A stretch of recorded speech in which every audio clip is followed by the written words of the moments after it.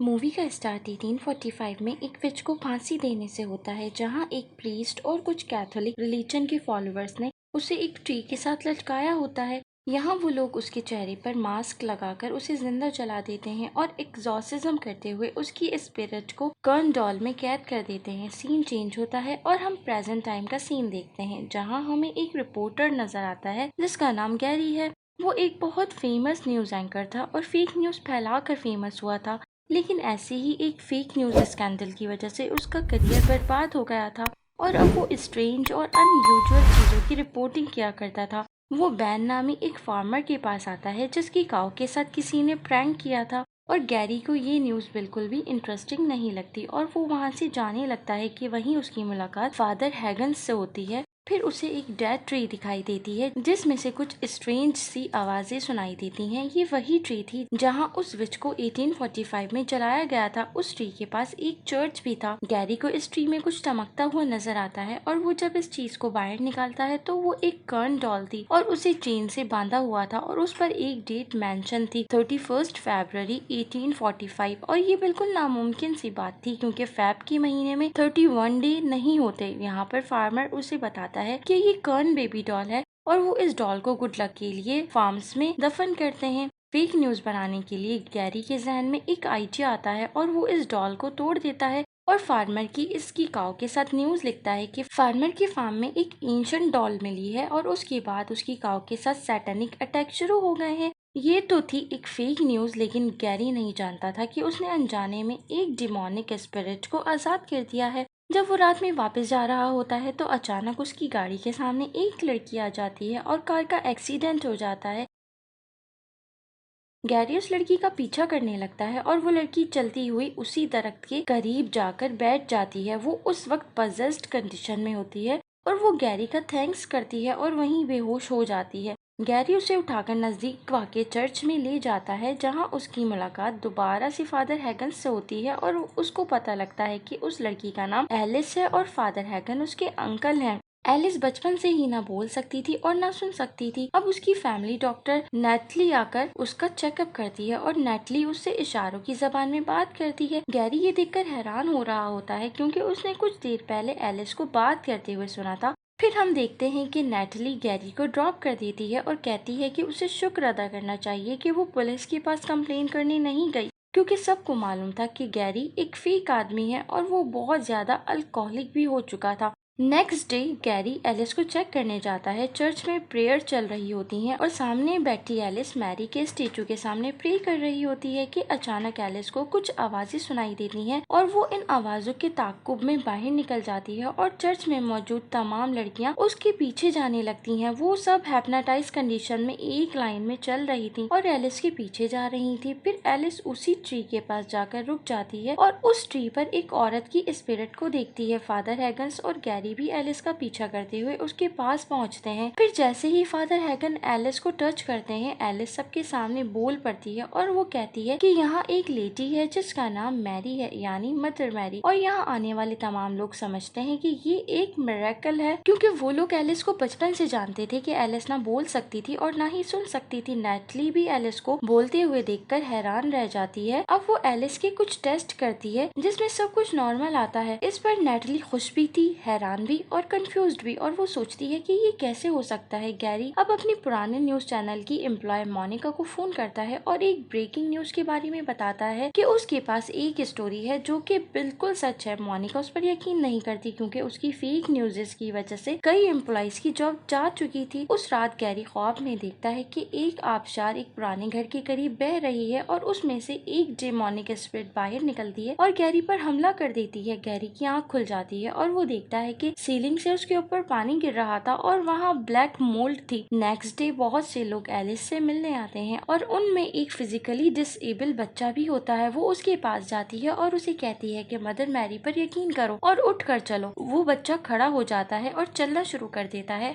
ये मिरेकल देखकर सब एलिस के सामने घुटनों के बल खड़े हो जाते हैं और झुककर प्रे करने लगते हैं। गैरी ये सब रिकॉर्ड कर रहा होता है और ये एक इंटरनेशनल न्यूज बन जाती है। अब बोस्टन से बिशप गाइल्स आते हैं और एक प्रेस कॉन्फ्रेंस करते हैं और बताते हैं कि पूरी दुनिया में मदर मैरी के 3 मेन श्राइन्स हैं जहां रोजाना लाखों लोग विजिट करते हैं और वहां पर भी मदर मैरी ने बहुत सारे मिरेकल किए हैं और उस वक्त भी वहां होने वाले मिरेकल को टेस्ट किया गया था और उनके ट्रू होने पर उन जगहों को श्राइन का दर्जा दिया गया था। इसके बाद वो बोस्टन से ताल्लुक रखने वाले एक एग्जॉर्सिज्म प्रीस्ट मॉर्काडो मॉन्सग्नो डेलकार्ट से सबका तारुफ कराते हैं और फादर डेलकार्ट का कहना है कि किसी भी चीज को मिरेकल समझने से पहले 3 बातों की जांच करना लाजमी है। पहला ये कि मिरेकल करने वाले को एक ऐसे शख्स का इलाज करना होगा जिसका इलाज नामुमकिन है, दूसरा इलाज फौरी तौर पर किया जाए और तीसरा इलाज मुकम्मल होना चाहिए। फादर डेलकार्ट ने कई केसेस को झूठा साबित किया था। यहाँ पर गैरी फादर डेलकार्ट और फिलिप से एलिस के एक्सक्लूसिव इंटरव्यू के लिए पूछता है क्योंकि एलिस उसके साथ कंफर्टेबल भी थी, लेकिन वो उसकी इतनी बैड रिपुटेशन के बावजूद भी उसे एक मौका देते हैं क्योंकि सबको सेकंड चांस जरूर मिलना चाहिए। यहाँ पर दिखाया जाता है कि फादर हैगन्स कुछ शको शुबे में मुब्तला होते हैं और उन्हें उसी ट्री के पास से वही कर्न डॉल मिलती है जिसे गैरी ने तोड़ा था और उस ट्री से वही डिमोनिक स्पिरिट बाहर निकलने लगती है और वो फादर हैगन पर हमला करने वाली थी, लेकिन वो बचकर निकल जाते हैं। अब गैरी फादर हैगन्स से मिलता है जो एलिस के इंटरव्यू से बिल्कुल खुश नजर नहीं आ रहे होते।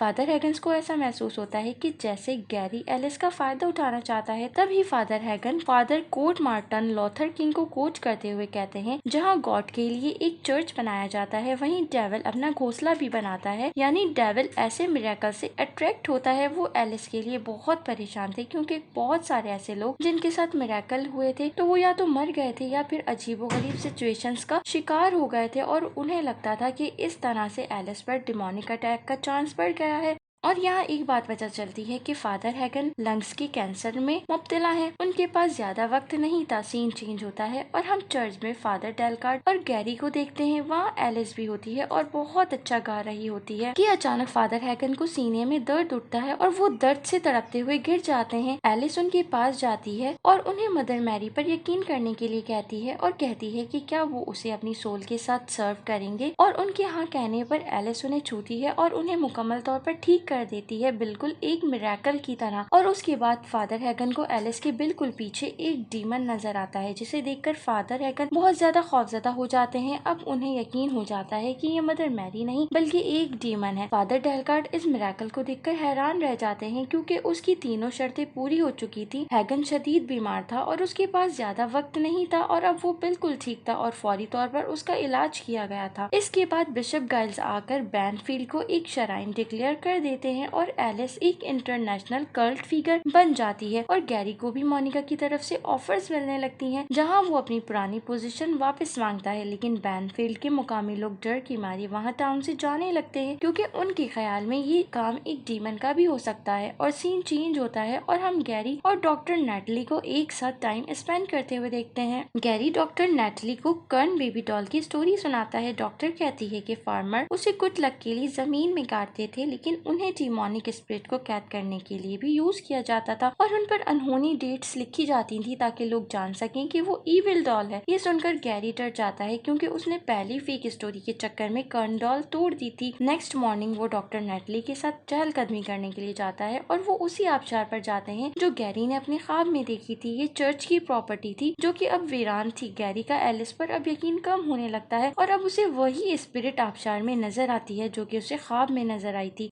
दूसरी तरफ हम फादर हैगन को देखते हैं कि उन्हें एक डायरी मिलती है जो कि 1845 की लिखी होती है और उसमें एक प्रीस्ट की जानिब से हर चीज क्लियर तौर पर लिखी होती है। फादर हैगन के सामने उन मिरेकल की सारी रियलिटी आ गई थी और हकीकत जानकर वो बहुत शॉक में थे कि अचानक चर्च में एक लेडी आती है और वो कन्फेस करने के लिए आई होती है। कन्फेस करने के दौरान फादर हैगन पर हकीकत आश्कार होती है कि वो कोई लेडी नहीं बल्कि मैरी का गोश्त है और वो फादर हैगन को मारने आया होता है क्योंकि उन्होंने उस पर शक किया होता है और वो उसके बारे में सारी रियलिटी जान चुके होते हैं। वो फादर हैगन को फांसी लगाकर मार देती है। फादर की डेथ बिशप को एक सुसाइड अटेम्प्ट लगता है और वो गैरी की मदद से इस न्यूज को दबा देता है और सबको बताया जाता है कि फादर की डेथ दिल का दौरा पड़ने से हुई है। सीन चेंज होता है और गैरी एलिस को फादर की डेथ का बताता है और वो बहुत ज्यादा अपसेट हो जाती है। गैरी उसका एक्सक्लूसिव इंटरव्यू ले रहा होता है। वो उससे इनडायरेक्टली पूछता है कि क्या मैरी डिमोनिक हो सकती है। वो उसे फादर हैगन की वार्निंग के बारे में हमें भी बताता है कि फादर हैगन उसे लेकर काफी परेशान थे। इंटरव्यू के दौरान एलिस दोबारा पजेस्ड हो जाती है और वो कहती है कि किसी चीज को शक की नजर से देखना ईमान के कमजोर करने का सबब बनता है, लिहाजा वो उसे बगैर शक किए यकीन करने के लिए कह रही होती है। गैरी का शक अब यकीन में बदल रहा था कि यकीनन कोई ना कोई गड़बड़ जरूर है। रात को वो इंटरव्यू दोबारा रिवाइंड करके देख रहा था कि उसे इंटरव्यू में वही डिमोनिक स्पिरिट नजर आती है जो कि उसे आबशार पर नजर आई थी और वो इस स्पिरिट को वाज़े तौर पर देखता है। वहीं उसका कंप्यूटर ऑफ हो जाता है और वो इस अचानक उफ्ताद से अच्छा खासा डर जाता है। नेक्स्ट डे गैरी नेटली के साथ चर्च जाता है जहाँ उसे फादर हैगन की वही डायरी मिलती है जो कि 1845 के प्रीस्ट ने लिखी थी और जिसके जरिए से फादर हैगन मैरी की डिमोनिक स्पिरिट के बारे में जान गए थे। उसमें लिखा था कि 1845 में मैरी नामी एक औरत शैतान की पुजारी थी। उसने बहुत सारे मिरेकल किए थे। मिरेकल के बदले में वो लोगों की सोल्स को कब्जे में कर लेती थी। उसने शैतान से डील कर ली थी कि जितनी सोल्स वो उसको देगी उसके बदले में वो उतनी ही पावरफुल होती जाएगी और इन्हीं हरकतों की वजह से उस वक्त के प्रीस्ट ने उसे जला दिया था और उसकी डिमोनिक स्पिरिट को कर्न बेबी डॉल में कैद कर दिया था और अब वो गैरी की वजह से दोबारा आजाद हो चुकी थी और अब उन्हें सारी हकीकत साफ साफ पता चल चुकी होती है। तभी इस रूम में नेटली और गैरी पर डिमोनिक मैरी का गोस्ट हमला कर देता है। वो दोनों वहाँ से जान बचाकर भागते हैं। वो दोनों कार में जा रहे होते हैं कि गैरी को अपने पुराने ऑफिस से कॉल आती है जिसमें उसे बताया जाता है कि उसे उसकी जॉब पर बहाल कर दिया गया है। गैरी अब एलिस की न्यूज टेलीकास्ट नहीं करवाना चाहता था क्योंकि वो जान चुका था कि जितने उसके फॉलोवर्स बढ़ते जाएंगे वो उतनी ही ताकतवर होती जाएगी। लेकिन फेमस होने के चक्कर में मोनिका ये खबर टेलीकास्ट कर देती है। दूसरी तरफ एलिस मैरी के कहने के मुताबिक रात को एक बहुत बड़े फीस्ट का इनेकाद करती है। दूसरी तरफ हम देखते हैं कि गैरी इस डायरी को बिशप और फादर डेलकार्ट के पास लेकर जाता है और बिशप हंसते हुए उससे कहता है कि हमें इसके बारे में पहले से ही मालूम था और उसके रिकॉर्ड हमारे पास पहले से ही मौजूद थे। यानी वो गैरी की बातों को फेक समझ रहे होते हैं और वो कहते हैं कि वो यहाँ एक श्राइन बनाना चाहते हैं जिससे चर्च के पास खूब पैसा आ जाएगा